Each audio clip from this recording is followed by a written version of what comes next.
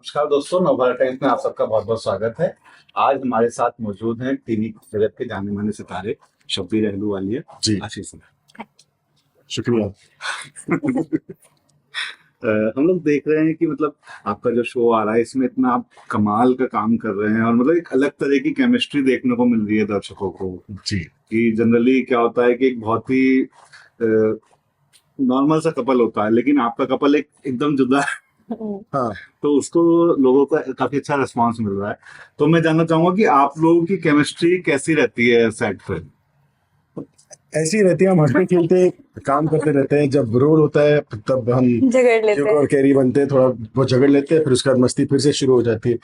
So I think that helps. वो जब of screen आपकी जो केमिस्ट्री है अगर वो अच्छी हो ना, तो वो ऑन स्क्रीन ट्रांसलेट होने में फिर मदद करती है। ज़्यादा दिक्कत नहीं होती है बिकॉज आप एक ही ट्यून के साथ चल रहे हो। मतलब आप दोनों सिंक में हो कि सीन का ये मुद्दा इसमें ये निकल कर आना चाहिए। कई बार हम वो डिस्कस भी नहीं करते और वो निकल कर आ जाता है। So I think it's just the camaraderie of screen which helps translate everything on screen.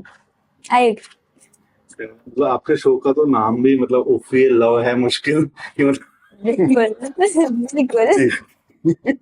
तो कभी कोई मुश्किल आती है किसमें लव में शो में शूटिंग? एक्चुअली शो में ना शूट करते हुए मजा बहुत आता है, तो वो जो छोटी मोटी मुश्किल होती है ना वो फील ही नहीं होती। हमें एक दूसरे की कंपनी बहुत अच्छी लगती है। जब हम सब साथ में भी शूट कर रहे होते हैं हमें बहुत मजा आता है, और अगर किसी रीजन से शूट रुका है तो हम लिटरली बैठ के गेम्स खेलने लग जाते हैं। तो वो मुश्किलें ऐसे मुश्किलों जैसी फील नहीं होती बाय गॉड्स ग्रेस, क्योंकि हम बहुत बहुत ही मजे में शूट करते हैं। शबीर सर, मैं जानना चाहूंगा कि मतलब जैसे शादीशुदा जो जिंदगी होती है उसमें जो कपल्स होते हैं, तो हर किसी का आज के जमाने में ख्वाब है कि अच्छा मतलब कपल हो, अच्छी जिंदगी हम साथ में जिए, अच्छी केमिस्ट्री हो। तो उसमें जैसे आपका कपल जो दिखाया गया वो एकदम अपोजिट उनका वो है, मतलब सोच अलग तरीके की है, तो वो फिर भी एक अच्छा वो कर रहा है। जी। तो आप मतलब क्या मानते हैं कि अच्छे रिलेशनशिप के लिए क्या जरूरी है? जी, मैं ये मानता हूँ कि एक पॉजिटिव माइंडसेट बहुत जरूरी है। जी, जब आप एक रिलेशनशिप में हो उसमें आप अगर एक नेगेटिव माइंडसेट के साथ जाओगे तो फिर सत्यानाश है। फिर चाहे वो ऑपोजिट अट्रैक्ट होगा, लॉ हो या फिर सिमिलर्स अट्रैक्ट हो। मेरे ख्याल से आई बिलीव दैट जोड़ी कैसी भी बन सकती है, फिर चाहे वो ऑपोजिट्स हो, वो सिमिलर थिंकिंग वाले हो। इट्स जस्ट अबाउट उन दोनों के बीच में उनकी जो केमिस्ट्री है, उनकी जो ट्यूनिंग है वो बढ़िया होनी चाहिए। और दोस्ती जो है ना, that is most important between couples. वो प्यार व्यार तो ठीक है, वो ऊपर नीचे होते रहता है प्यार में, लेकिन friendship is something that is really really important between couples, specially today. आप क्या कहना चाहेंगे? सो मैं तो रियल लाइफ में किसी के साथ हूँ नहीं, पर जब मैं इनकी बातें सुनती हूँ मुझे सब फील होता है, क्योंकि अभी हम बहुत सुनते हैं कि शादी नहीं चल रही, रिलेशनशिप्स नहीं चल रहे, तो ना वो डर लगता है। But then when I meet people like him जो बहुत पॉजिटिव है उनकी लाइफ में और उनके रिलेशनशिप बहुत अच्छे चल रहे हैं, तो वो थोड़ी होप देते हैं मेरे जैसे लोगों को कि नई लाइफ अच्छी हो सकती है and you can find a right partner.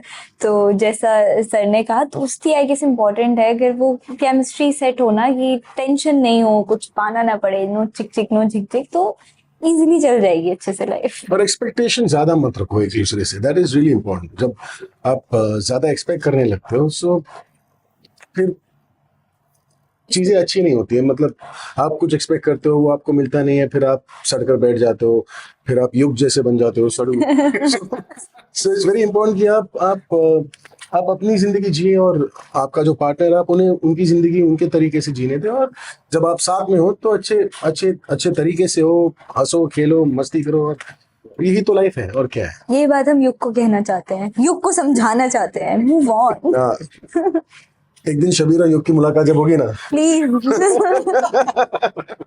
युग बदल जाएगा।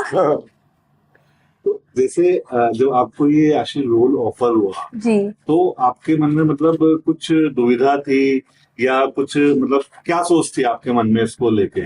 इस शो से पहले ना मुझे मतलब मैंने एक ब्रेक लिया था, क्योंकि मुझे जो रोल्स ऑफर हुए थे मुझे बहुत इंटरेस्टिंग नहीं लग रहे थे, और मुझे किसी ऐसे रोल का वेट था जो मुझे करने का मन करे।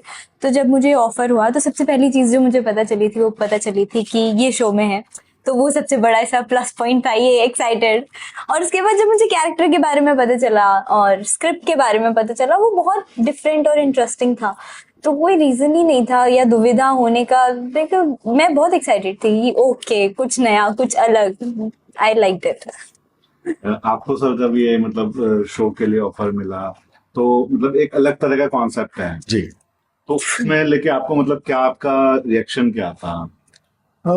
अक्सर जब कोई भी कलाकार जब कोई शो चुनता है तो सबसे पहले तो वो स्क्रिप्ट ही देखता है कि मतलब स्क्रिप्ट अच्छा हो, और उस स्क्रिप्ट में मैं क्या कर रहा हूँ, कैसे इस कहानी को आगे ले जा रहा हूँ।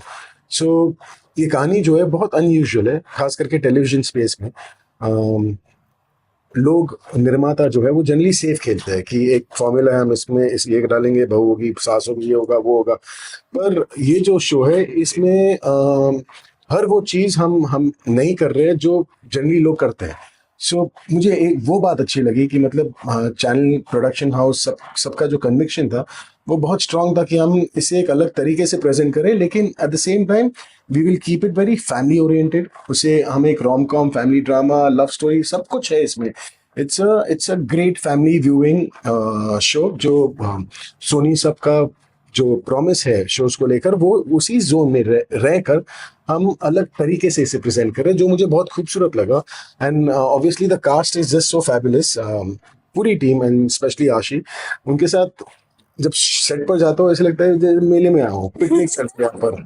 सो मजा बहुत आ रहा है। या so it was great, it was good decision that एक शो करने का सोचा मैंने। या तो सर जैसे आपने बताया स्क्रिप्ट बहुत इम्पोर्टेंट होती है, तो जैसे आपको तो इतना लंबा समय हो चुका इंडस्ट्री में, 2 दशक से भी ज्यादा का समय जी। हो चुका, तो मैं जानना चाहता हूँ कि जो कॉन्फिडेंस होता है कि जैसे हर किसी को कोई नया शो करते हुए मन में होता है पता नहीं दर्शक कैसे रिएक्ट करेंगे, एक नया तरह का प्रयोग है, तो मगर क्योंकि आपको लंबा समय हो गया, तो क्या ये जो अपना एक्सपीरियंस होता है उससे कॉन्फिडेंस आता है कि आपको ये कॉन्फिडेंस था कि नहीं दर्शक इसको पॉजिटिवली लेंगे? मेरे ख्याल से वो एक्सपीरियंस भी ज़रूरी है, और एक जो यूथ का वो एक्सूबरेंस है वो भी चाहिए होता है किसी भी कलाकार को। तो experience helps you in choosing projects, and the youth specially the new generation, they help keep the enthusiasm alive. तो जब एंथुजियाज्म एक्सपीरियंस साथ में मिलते हैं ना, जो प्रोडक्ट होता है वो अच्छा ही निकल कर आता है। सो या it does help a lot. आपको पता होता है, आपको लगता है कि आपको पता होता है कि किस प्रकार के स्क्रिप्ट आपको लेने चाहिए। फिर eventually luck also plays a very big factor. मतलब आपको जो लगता है कि ये स्क्रिप्ट तो बहुत बढ़िया है, कभी कभी वो आप शायद काम ना कर जाए, बट या experience does have an advantage, a little advantage over choosing what project you should. आशी ने बताया कि मतलब जब हमें पता चला आप शो में हैं तो बहुत एक्साइटेड थे, तो ऑब्वियसली आपका एक्सपीरियंस है, लेकिन कई बार ऐसा उल्टा भी होता है कि हम जो नई जनरेशन होती है उससे भी काफी कुछ सीखते हैं, 100%। आपको भी कुछ सीखने का ऐसा मौका मिला? हाँ, मुझे हर शॉट से पहले सबसे ज़्यादा एक्साइटेड रहना, वो एंथुजियाज्म की सेट पर आकर सब कुछ करना है मुझे। फाइट भी खुद करूँगा, डांस भी खुद करूँगा, ये भी खुद करूँगा। कभी कभी मन करता है कि एक्शन भी खुद बोलूँ, कट भी खुद बोलूँ। So, yeah, but you learn a lot from youngsters because ji. they view the world in a very different manner probably। है वो पार्ट 2 बहुत चल रही है। जो नए नए प्रोजेक्ट्स लॉन्च हो रहे हैं वो उस प्रकार से नहीं चल रहे जिस प्रकार से जो पार्ट 1, पार्ट 2, पार्ट जो सीक्वल चल रहे हैं। सो या इट्स अगर आपके पास ऐसा एक फॉर्मूला हो तो ऑब्वियसली आप उसे चलाएंगे ही।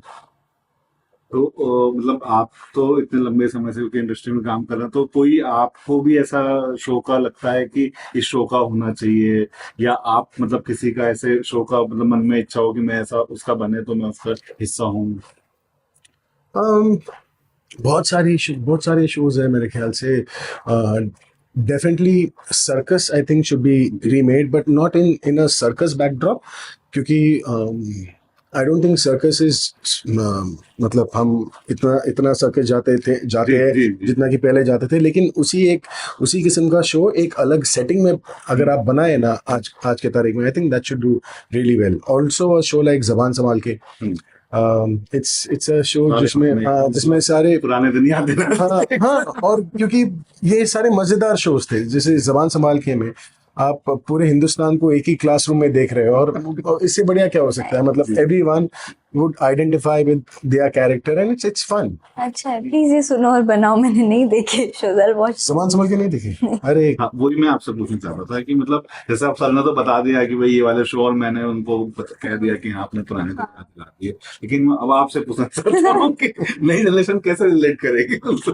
लाबू देखेंगे तो कर लेंगे, मतलब अब मैंने ये शोज नहीं देखे, बट आई एम श्योर अगर इनके पार्ट 2 आएंगे तो मुझे बहुत अच्छा लगेगा देखना, because these are the shows जो उस टाइम पे बहुत कल्ट हिट रह चुके हैं, जो हमने मिस कर दिए। So I would love to watch them, please remake please. या these are my childhood shows that I used to watch, the Hindi shows. तो सर जैसे आपने तो इस शो में आप दोनों ही एडवोकेट थे रोल में, तो उसके लिए मतलब क्या एक्स्ट्रा आपको, मतलब किस तरीके से आपको प्रिपेयर करा, और मतलब एक अलग ही चीज होती है मतलब एडवोकेसी का जो पेशा है। तो है। हाँ, तो हम ज्यादा करके मैनरिज्म, जिस तरीके से हम चलते हैं, बात करते हैं, उस पर ज्यादा कंसंट्रेट कर रहे हैं।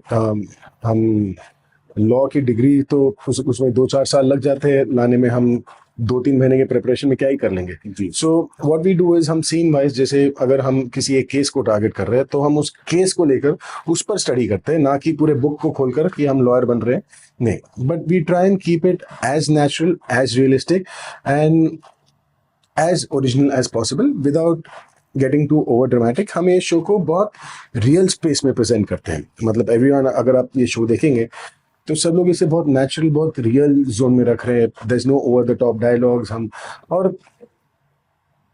And I think that is what is really needed in presenting a lawyer rather than becoming a lawyer. So the presentation matters more than remembering कि मतलब आपका ये लॉ का ये नंबर है, ये लॉ का ये नंबर है। तो जब हम एक केस पकड़ते हैं, फॉर एग्जांपल अगर हमने फॉर्जरी का केस पकड़ा है, तो हम उसके सेक्शन को पकड़ के फिर उस पर डिटेल करके उसकी बारीकियों को एच आउट करते हैं, और उस पर फिर हम सीन निकाल कर आते हैं। So I think that is a easier way and a nicer way to go about things. अभी सर जैसे हम लोग पुराने शोज की बात कर रहे थे, आपने एक्स्ट्रास की बात जी। की, तो वो मतलब एक टीवी का एक ऐसा दौर था जिसे लोग आज भी याद करते हैं। जी। लेकिन अगर मौजूदा दौर की बात करें तो टीवी मतलब एंटरटेनमेंट के और नए मीडियम आ गए हैं, खासकर ओटीटी। तो और ये टीवी के जो शोज हैं वो ओटीटी पे भी अवेलेबल हैं, कई लोग जी। उनको वहां पे देखते हैं। तो क्या आपको लगता है कि ओटीटी अब नया टीवी बनने की ओर है? जी, मेरे ख्याल से ये पिछले 8-10 साल से यही चल रहा था कि ओटीटी हम देखेंगे तो टेलीविजन को इफेक्ट होगा। ऑब्वियसली प्रेफरेंस, अभी चॉइसेस बहुत आ गए ऑडियंस के पास, नॉट जस्ट ओटीटी। हम यूट्यूब की बात करते हैं, लोग घंटों जो है वो रील्स, इंस्टाग्राम, यूट्यूब शॉर्ट्स में निकाल लेते हैं। जी। सो वो जो टाइम था लोगों का इन फॉर एंटरटेनमेंट कंज्यूम करने का जो टाइम था, वो अभी लोग अलग अलग चीज़ों में कंज्यूम कर रहे हैं, फिर चाहे वो ऑनलाइन हो, वो ओटीटी हो, फिल्में हो। सो आई थिंक सभी को जो है वो थोड़ा सबको थोड़ा ये धक्का लगा है, बिकॉज आपका जो व्यूअरशिप है वो शेयर्ड हो चुका है across various mediums. So I don't really think any medium will replace the other.